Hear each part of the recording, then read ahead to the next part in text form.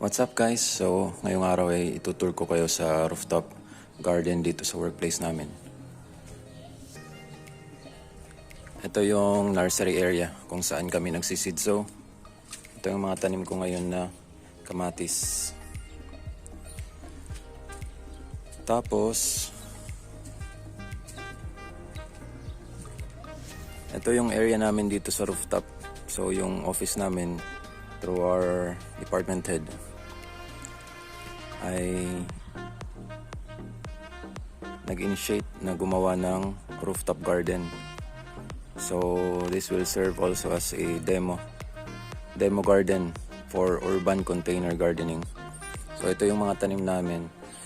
Ito yung tanglad, nakatanim lang sa paso. Tapos ito yung string beans. Malapit na tumamulaklak. Tapos ito yung mga tanim namin na talong.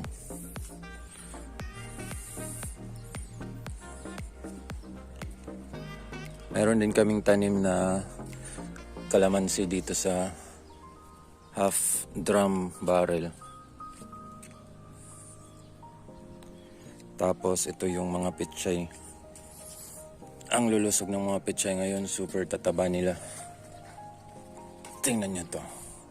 Yan.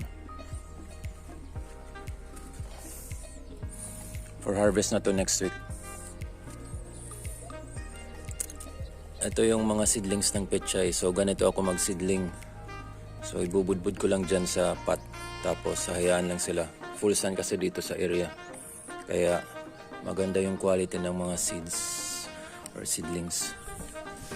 Ito naman yung Chinese pechay. So magtatry din ako magpatubo ng Chinese pechay dito sa taas. Ito, nag-start na tumubo yung mga upland kangkong.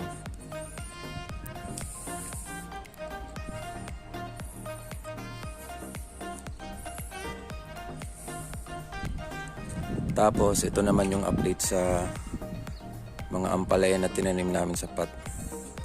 So meron akong 1, 2, 3, 4, 5 pots ng ampalaya. Nag-start na sila gumapang sa trellis. Looking good naman sila.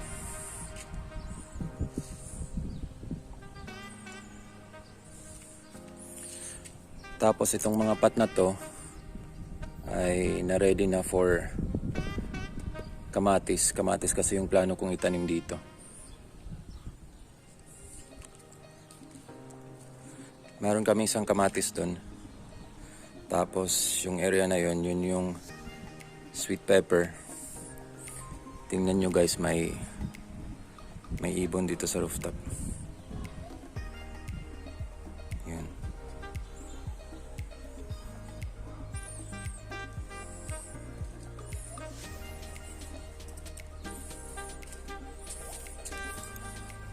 Ito yung mga kamatis, may bunga na sila. Tapos yung sweet pepper. So far ang lulusog nila dito sa taas.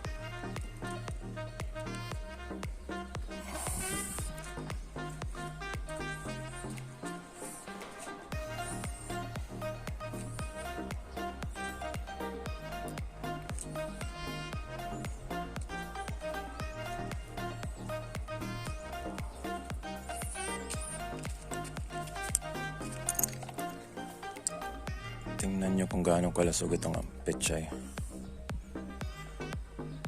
Sa isang pot lang yan.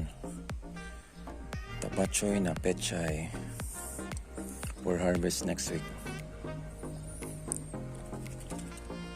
Yan lang muna guys. Thanks for watching.